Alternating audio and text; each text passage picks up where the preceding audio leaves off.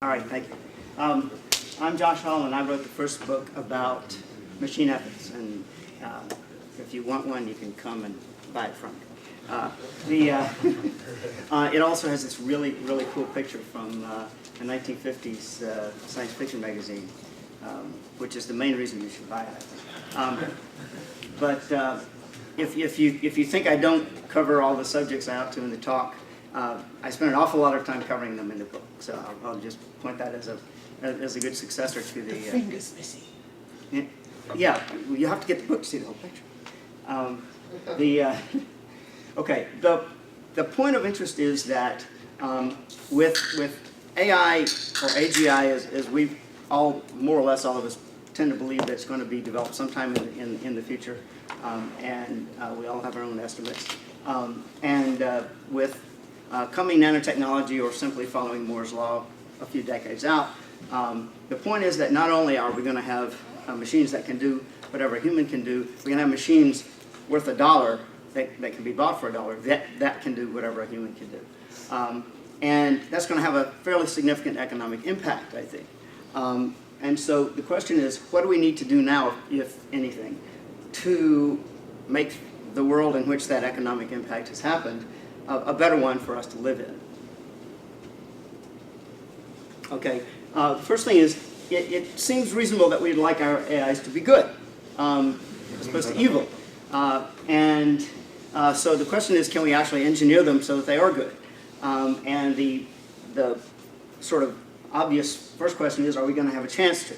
And the reason that we worry about that is that there are some people who have claimed that AI, once it actually got to the point of being intelligent and so forth, might just take off.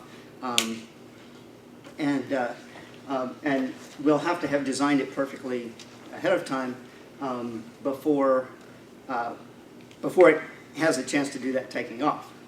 So we need to first analyze just how fast might it actually take off.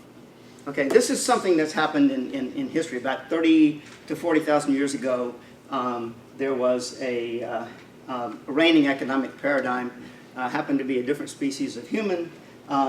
Their technology, which is commonly called the Mouse-Turing toolkit, didn't change over roughly 100,000 years. About 30-odd thousand years ago, depending on what part of the world you're talking about, a new, just slightly smarter species came along. That's us. Our brains are actually 90% the size of theirs. We actually have smaller brains.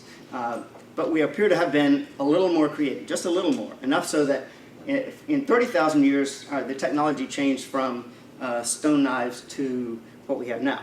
Okay? Well, we're looking at this to happen again.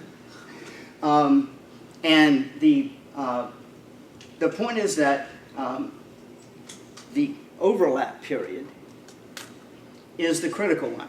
And basically, for the Neanderthal to human transition, this took about 1,000 years in any given place, although the process was extended in time because it happened at different times over the course of all over the world. But if this is going to happen with AIs in 10 minutes, we'd all better go to Eliezer and hope he has figured out how to build a friendly AI, and that he gets it absolutely right with no bugs the first time before he even runs it. Okay? So, I said we better hope that. Right. I'll let you get away with that for now. Okay. Okay, on the other hand, if this is going to take even as much as 10 years, we have at least a little chance to play with it and maybe fix some bugs while it's happening. So it's of some interest to us to know whether it's going to be 10 years or 10 minutes. Okay, how fast can an AI improve itself? Now, I claim that the interesting part of self-improvement is exactly the same as the standard economic reinvestment problem. And essentially what you have here is Q is the total quantity at a given time t.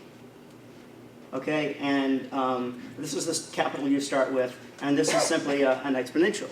And again, it's a function of time, and the crucial variable here is the investment rate.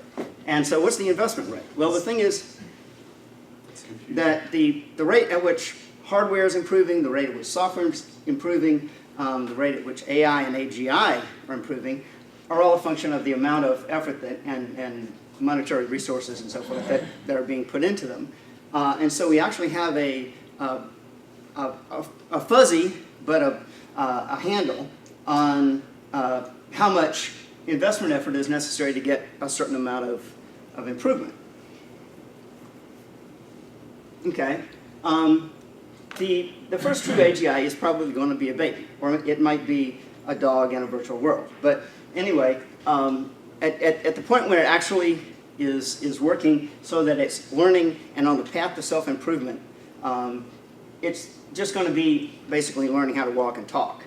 Some years later, we hope, we'll get the AGI to the level of being an intelligent, well-educated adult, perhaps even an AGI researcher, okay? So let's call t equals 0 the time where the first AGI that gets to that point actually has the productivity of a single human researcher. Okay, at t equals 0, the self-improvement due to that AI is essentially flat. Okay, it's essentially the amount of improvement that would go on in AGI if there were only one human researcher. Okay, because by assumption, at t equals 0, the capabilities of the AGI are the same as the human at t equals 0. What will happen instead is a reprise of the 90s when everybody started investing in the internet and you got the dot-com boom, that people will see that the AI is actually working. And all of a sudden, they'll go and read all the science fiction books and say, wow, we better get in on this. And so what will happen actually is that there's going to be a huge amount of money from ordinary human investment sources shifting into AI. And that's actually going to account for the vast majority of the growth of AI in the early years, and not self-improvement on the part of the AIs. Okay. Now in the paper I have a bit more analysis of this, and you go and read it if you want, or you can just take my word for it, or you can claim that it's a wild-ass guess, and that'll be just about as true. But what I claim is that once you start throwing money into it in another dot-com boom like phenomenon, that you're going to get a growth rate in AI, the total amount of intelligence that AI accounts for. That is approximately twice the Moore's Law growth rate. And like I say, you can more or less take my word for it, or you can claim I'm blowing smoke. But that's what I think, and I think that is a reasonable estimate, and it's roughly reasonable according to historical things like the growth of the internet and so forth. Just 3 minutes. Okay, great. Okay, if you allow that growth rate in AIs, what happens is that 10 years after t equals 0, there's going to be a total of AI of about 150,000 humans, which is a decent-sized company. Okay, so they'll actually be beginning to make a significant impact in the world economy, maybe like a Google or something, because presumably we'll have them all doing important jobs that require smart intelligences. So we'll have at least 10 years before something really starts to hop. 20 years, we're talking 26 billion human equivalents, and whatever the human race does is pretty much in the noise by that point. So at t equals 10, we're still in the game. At t equals 20, we're out of the game. Or we're a minor player, let's put it that way. So this is where, this is what I think our margin for error is. Obviously, we want to make our mind children be good people. I can't actually go over to China and bop Hugo on the head and say, okay, make your AI good. All right? On the other hand, what I can do is make an AI on my part that's going to form part of the environment that his AI has to operate in.